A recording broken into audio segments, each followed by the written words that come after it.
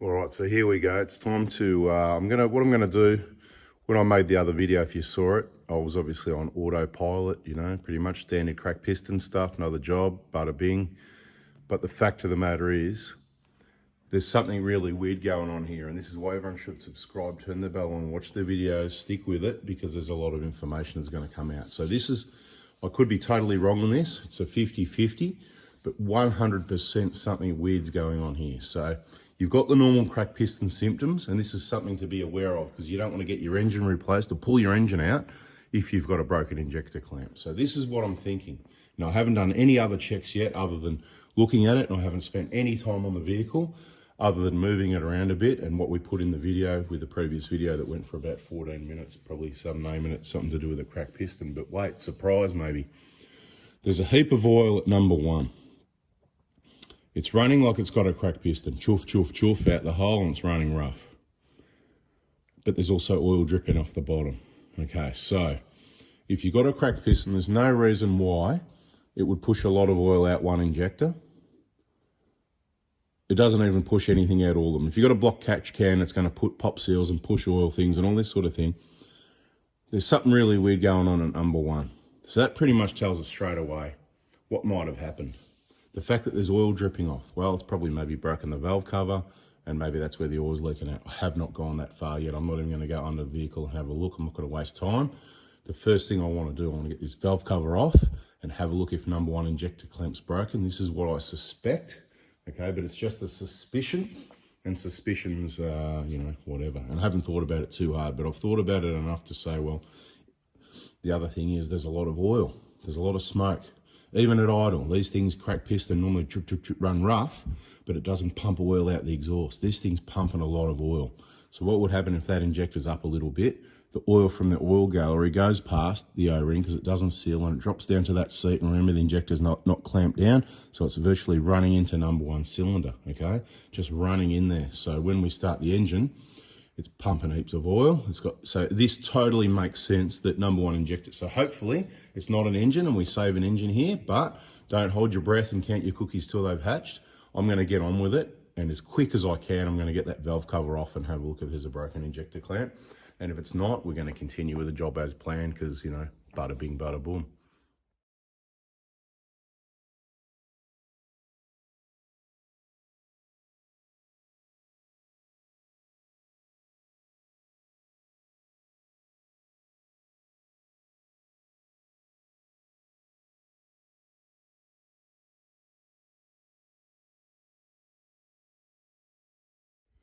And there's a number of problems, and I'm just going to point out a solution while I'm zipping through this. One of the problems is aftermarket bolts all over the joint. So I don't know who worked on the car. I don't really want to think about who worked on the car because people should know better, but there's aftermarket bolts that don't even belong on this vehicle.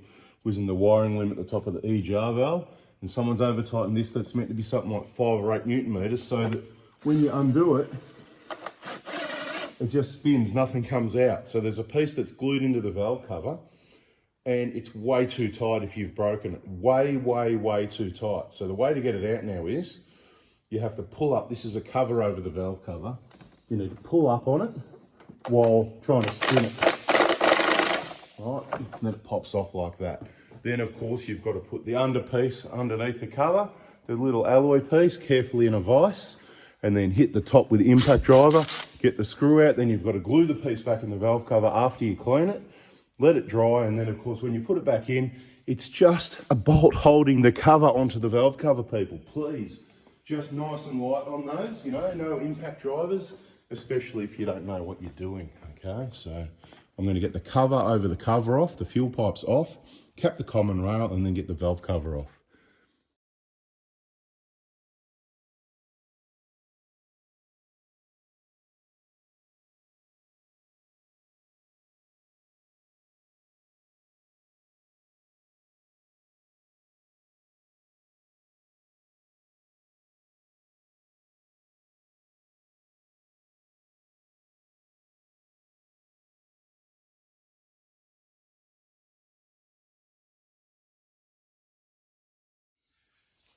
Mate, what is this? Did you wake up in the morning wanting spaghetti? What the hell is this? It's a lot of spaghetti, isn't it? Can't wait to work around that. Look at this. And look at that over there. Yeah, a little bit over there. It's as well. crazy. Beautiful. All right, so it looks like I was wrong, okay? So for the record, everybody, I was wrong, okay? So you can just mark that one down as another one of those times that I was wrong, because I'm wrong all the time, somebody used to say. But he was wrong a lot. So I just like to say, yeah, you know, maybe I was wrong.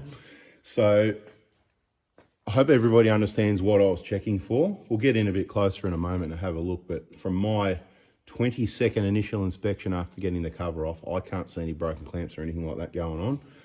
But I'm going to add some more information. I'm glad I did this anyway, because the number of things that I found that are problematic. So I could have this wrong. Maybe he got the injectors done by someone, or maybe he's done it himself. Now, either way, you need to be in the VIP group and watch multiple videos. This is a big job, okay? I've done hundreds or thousands, I've lost count, and it's a big job, okay? I'm not saying it's hard, but it's a big job, and there's lots of things that can go wrong. Now, since I spoke to you last in the video, the wiring loom at the back corner there, that aftermarket bolt we spoke about, since then, number 4 injector alignment back here was bad because the pipe wouldn't unscrew the nuts against the rubber, so the alignment wasn't bang on. So, you know, small problems perhaps.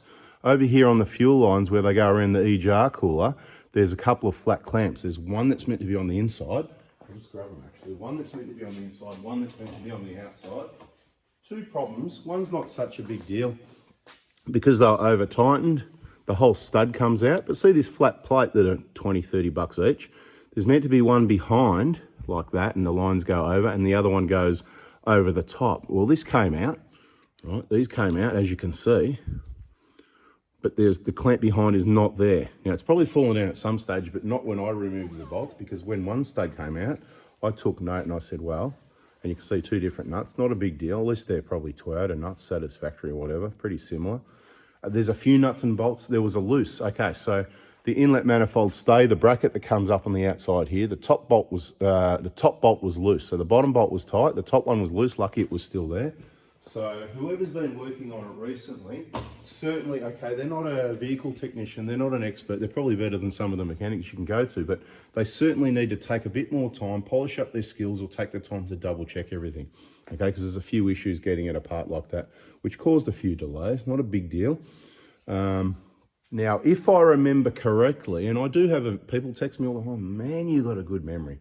I do have a good memory on things that matter. I don't care to remember things that don't matter. Things that are in the past, you just move on. But some things, when it comes to stuff like this, you need to remember. And if I remember correctly, this engine overheated about a month ago, ballpark numbers.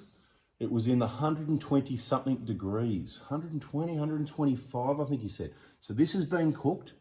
And then he fixed it all up, put the EGR cooler replacement, he believes, inside the, because all the coolant was gone. So it went somewhere. So this engine's really had some absolute hammering treatment, and it was still running. He replaced the cooler.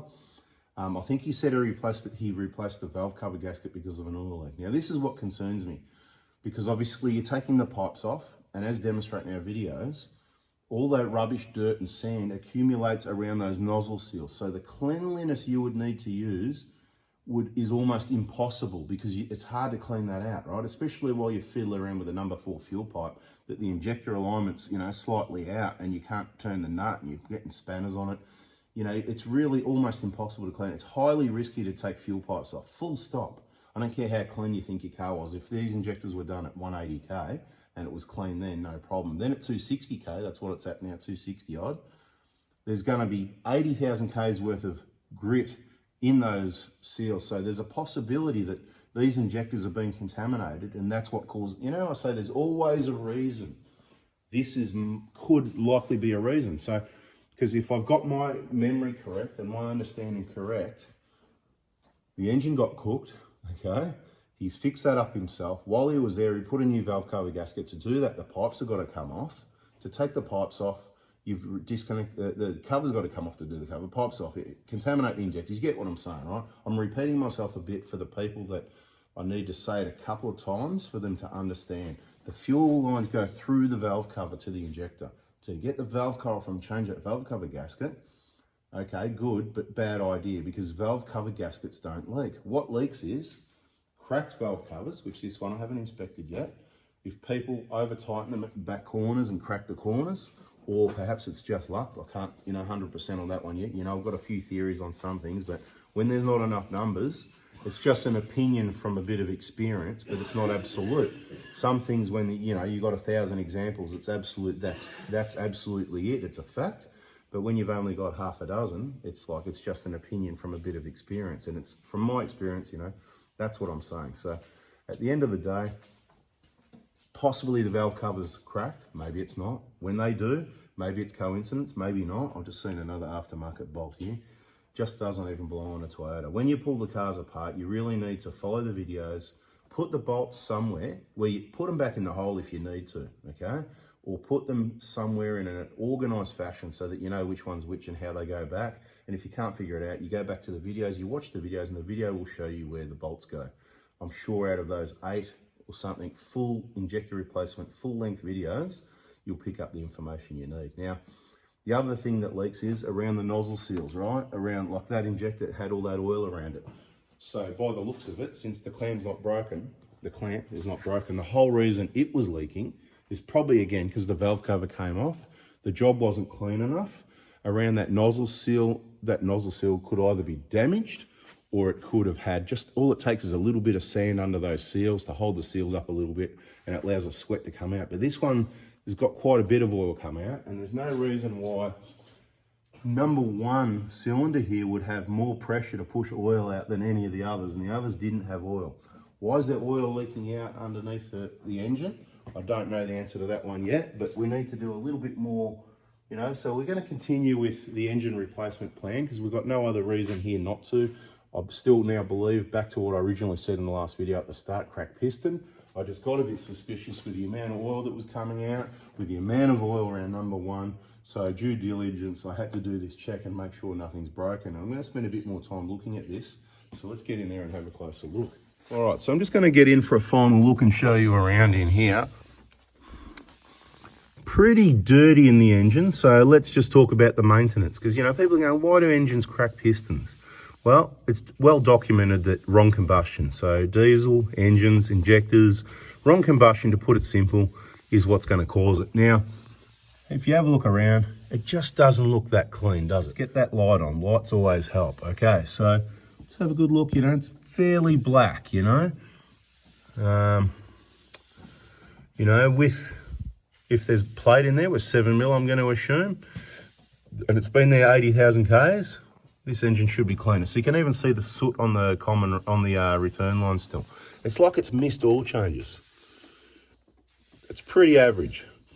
And I've had a look around down the back of the valve cover, and the oil that's dripping off the engine is not oil from around the valve cover, okay? That's what I wasn't sure about. If this injector popped, cracked the cover, you've just got to check these things, right? Because there were a lot of signs saying this could be the case. I thought maybe this is popped. This clamp's broken. It's not broken though. You can clearly see no broken clamps anywhere. All right, you want to have a good look. All right. No broken clamps as suspected. And I thought, you know, you look at all the signs. Look at the amount of oil on that injector compared to that. These are all dry, how they're meant to be. Look at this one, covered in oil, okay? It's all because of the leak around the seal. We could probably go to the cover and find damage on it or something. Maybe you got damage. This is what I mean. Lifting it on and off, sharp corners on these solenoids here, right? Ups and downs here and there. Could have damaged the seal. So generally don't replace your valve cover gasket to fix a leak. Do your injectors at the recommended intervals, and when you do it right. And the gasket will not leak for 15 years. They do not leak. Follow the videos. You won't be going in there again, because I'm just saying this going in there again may have caused the contamination, because guess what? It was only between 1,000 and 2,000 kilometers later, after all this work was done, the EGR cooler, the valve cover gasket. So the engine was back to this stage with injectors open, risk of contamination. What do you people think the chances are of contamination? Put in the comments. And then from Sydney to drive to South Australia, over to Adelaide, no problem. On the way back, halfway back, kaboom. So if you've got contamination, it all sort of aligns. Now, I'm making some assumptions here. I could be wrong. I've got no evidence. But other than the evidence I've got is it's circumstantial. I should have been a lawyer. Circumstantial evidence, right? So bada bing, you know, bada boom. I don't know. What do we do here? We've just got to put a new engine in it because obviously there's nothing to see here. Anyway, I suppose that's a video. This video, click on like, subscribe, and a comment would be fantastic. Bada bing. Bada boom. And what about this? Yeah, the spaghetti. Get rid of the spaghetti. Get rid of the spaghetti. All right, we're going. See ya. Bye.